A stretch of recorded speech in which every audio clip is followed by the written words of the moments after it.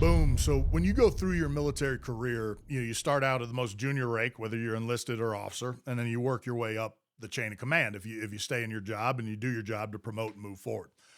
For an officer, you're kind of field grade, junior up through what's called field grade or kind of tactical window of time is basically from ensign, that's the first rank of the United States military as an officer, up through about lieutenant commander. Somewhere right in there, you're going to still be prosecuting missions, going to do the job, doing all the cool stuff. When you make commander or O5, and then in the army that'd be lieutenant colonel, and then colonel and captain in the Navy, and then up into generals and admirals, you bridge into the world of the executive job. This is a job I tip my hat to that everybody that stays long enough to do that. It unfortunately is where you get into what you feel like a more administrative role. There's great things to do. You're still around amazing folks. And I say this with no disrespect. You just also know you're sort of leaving behind the fun stuff. You're not going to be jumping out of planes, blowing things up, shooting at bad guys and running target sets. You're going to be running the team, running the high level briefs and mission sets and funding and all the things that need to do to make a military organization run. My first executive job, and turned out to be basically my last executive job, was as the executive officer of one of our train. I don't want to go into the specifics of the command, but a large SEAL command where we do a bunch of the training courses for the community. The XO, or the executive officer, that's the job I'm stepping into. There's three people that run a Navy command. The commanding officer, that's like your CEO. The executive officer, his right-hand man, who's going to really execute on the vision of the commanding officer. And then the command master chief, that's the senior enlisted. Those three make up what we call the triad, or kind of the top level pyramid of the team. They work in concert to run the entire team, of which at this command, there are some 800-900 people that were in their command, all under the charge of the three of us. Commanding officer sets the vision. That's hey, this is where we want to take the command. This is what I want to see achieved. The executive officer and the master chief then get together and be like, all right, how are we going to do this? And then work with the operations officer, all the other departments to make that happen. So it is an administrative job. The level of work at this job was otherworldly. I always had more things in my inbox than I could ever get to my outbox. But when you take over a job in the military, you will, unless it's a brand new job where they're establishing a new command and a new position, you're going to relieve somebody. You're going to take over that job from someone else. If timing affords, they like you to get, call it a week. I mean, they love you had 2 weeks. If you got a couple days, great, to spend time with the person that you're going to replace. So you kind of learn their playbook. You'll get all their, email contacts, a lot of the communication that was happening. They'll introduce you to the department heads, the people that run that command. You sit in a few meetings, you kind of get the tone, and then they leave, you get in the seat and you take over.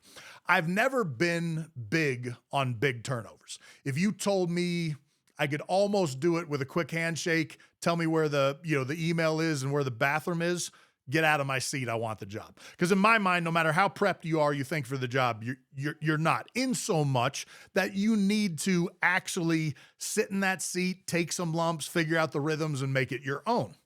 I'm replacing a guy at this command that I did not know was a bona fide legend. And I need to explain to you how I define legend. Legend does not mean good or bad. It just means you have a reputation or a name that is legendary. Like I said, could be good, could be bad. The way I look at it, and a friend of mine shared this with me once, and I like the idea, is if you open the door into a room at a place where all the people knew the person you're going to say, and you said, hey, word association, I'm going to give you a name. You blurt out the first thing that you think when I give you that name, and I say, hey, Rourke Denver, you hope everybody's screaming out, oh, great dude, stud, smart, integrity, good folks, all that good stuff. You yell out that name, all of a sudden they're like, that guy's the worst. He's a piece of garbage. Absolutely somebody that we wish we'd cut out to see. Both of those are legends, just for different reasons. This guy was a legend for not good reasons. I did not know that because I hadn't met him before, hadn't worked with him before.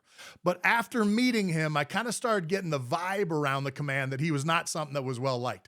We sat in one meeting and I watched him talk down to people in a way I couldn't believe. I'd never seen it before in our community, and it was blowing my mind. We finished 1 or 2 days of getting together, and they said, hey, on Friday, I'm basically going to introduce you to all the department heads, and then on Monday, I got to kind of make my way. And I'm like, look, the quicker you get out of here, the better. But That Friday, we finished morning meetings. We walked out to one of the departments. So let's say it's the air department that's in charge of free fall, parachuting, static line, all that stuff. There's a department lead, somebody that runs that block of training, either an officer or a senior enlisted. And I remember this officer I'm relieving, we walk up to this building. They had their own building with their shop, and the leader came out, and this executive officer introduces me at the new XO. And when I'm watching this guy look at the guy I'm relieving and look at me, I can tell he's like combining in his brain how much he can't stand this person and what's this guy going to be like. Probably the same thing. We were supposed to go to 7 other departments that day to meet him. And I said, I kind of made up an excuse. I was like, hey, why don't we go back to your office? I want to actually talk about a couple other items. Then I need to get going. We'll get you on your way. He's like, no, I want to introduce you. I was like, no, I'm good. I wanted nothing to do with anyone associating my face and his face standing in the same, like literally the same space. So I let him go on that Monday. I showed up that morning. I gave a speech on saying, hey, there is a new sheriff in town. I assure you, if you get disrespected by me, you will have earned it. And I probably still won't do that. You'll just know I'm holding you accountable to my standard of what I want you to do. And then I went out and introduced myself to each and every one of those people to make sure they knew there was a shift. It was time to move forward and get on to a better rhythm. If you are in a position where you got to take over a spot and the person you're relieving, it's going to be a gift for them to go, make that separation as quickly as you can. Establish your reputation, your style, and your rhythm. The team and the group will be better for it. Ever onward.